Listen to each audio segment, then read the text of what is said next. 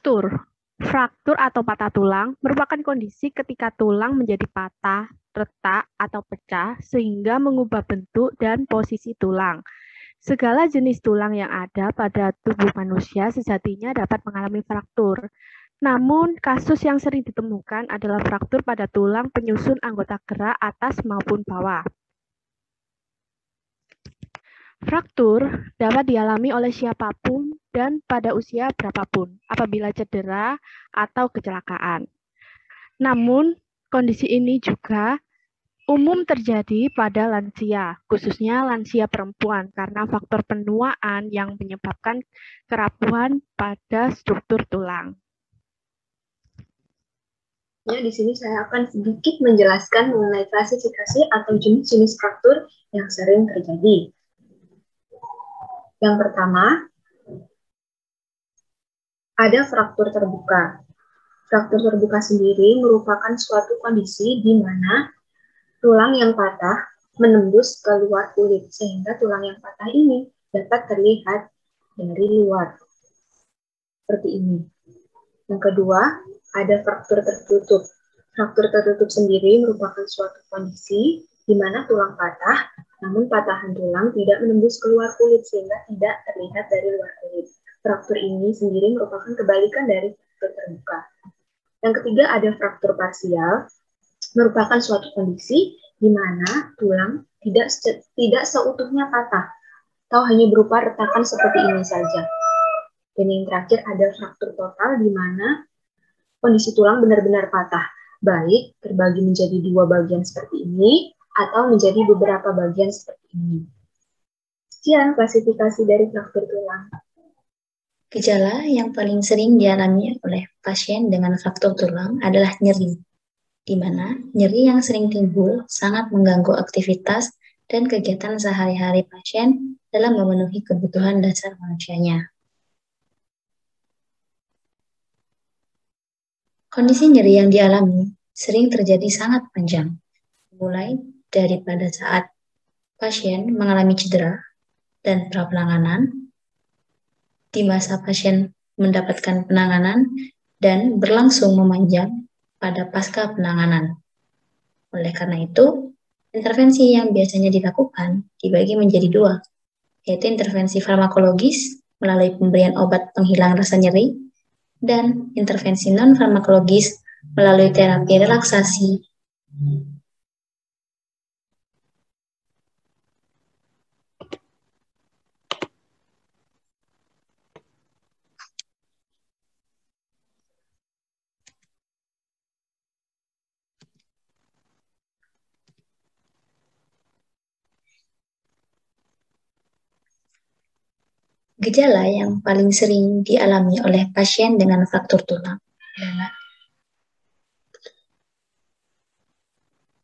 Gejala yang paling sering dialami oleh pasien dengan fraktur tulang adalah rasa nyeri, di mana rasa nyeri yang timbul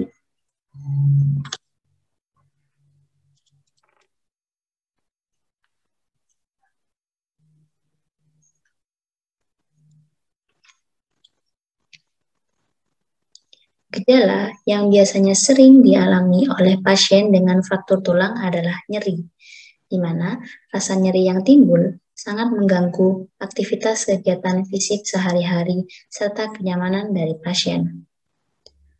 Kondisi nyeri yang dirasakan biasanya berjalan sangat panjang, dimulai pada saat terjadi cedera sebelum tindakan, pada saat tindakan, dan memanjang hingga penyembuhan setelah masa tindakan.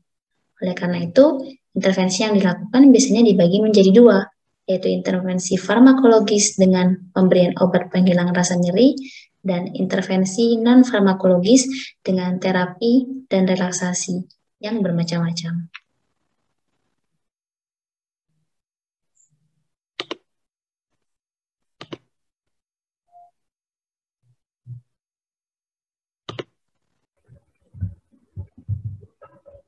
Lima, tindakan farmakologis menggunakan obat analgesik disesuaikan dengan tingkat keparahan dan kondisi pada saat penanganan. Beberapa analgesik yang biasa digunakan yaitu A. Pada saat pra dan pasca tindakan operatif. Biasanya pasien akan diberikan selekosip 200 mg pregabalin 75 mg, acetaminophen secara IV 1 gram, dan oxycodone 10 mg, bersama dengan metoclopramid 10 mg untuk mengontrol mual. B. Intratindakan operatif.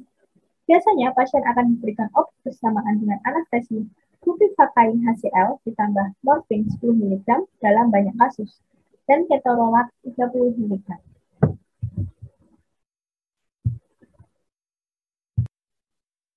Selanjutnya adalah tindakan non-farmakologis.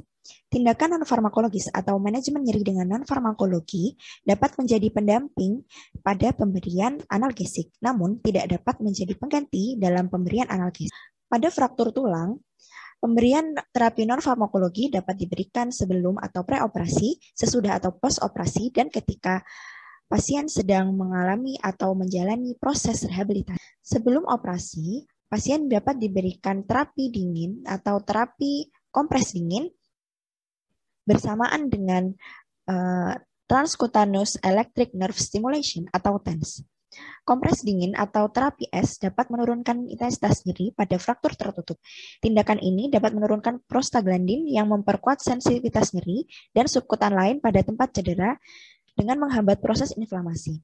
Selain itu, kompres dingin juga dapat meningkatkan produksi endorfin sehingga rasa nyeri yang dirasakan akan semakin ringan dan tindakan ini relatif tidak menimbulkan efek samping. Teknik selanjutnya adalah menggunakan alat TENS. Adalah unit yang dijalankan oleh baterai dengan elektroda yang dipasang pada kulit untuk menghasilkan sensasi kesemutan atau bergetar pada area nyeri. Teknik selanjutnya adalah relaksasi napas dalam, digunakan untuk menurunkan nyeri post-fraktur secara mandiri, karena relatif mudah, tidak membutuhkan waktu yang lama, dan tidak menimbulkan efek samping. Langkah yang pertama, atur posisi senyaman mungkin, bisa berdiri, duduk, ataupun berbaring. Yang kedua, letakkan 1 atau 2 tangan di atas perut, pejamkan mata, dan rilekskan pikiran. Yang ketiga, tarik napas melalui hidung dengan mulut tertutup selama 3 hitungan. 1, 2, 3. Yang keempat, hembuskan napas melalui mulut seperti gerakan meniup sampai terdengar suara hembusan. Konsentrasikan pikiran ke area yang dirasakan nyeri.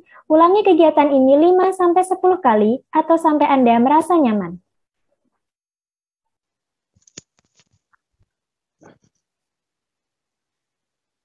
Teknik distraksi adalah memfokuskan perhatian pasien pada sesuatu selain pada nyeri. Stimulus menyenangkan dari luar dapat merangsang sekresi endorfin sehingga stimulus nyeri yang dirasakan akan berkurang.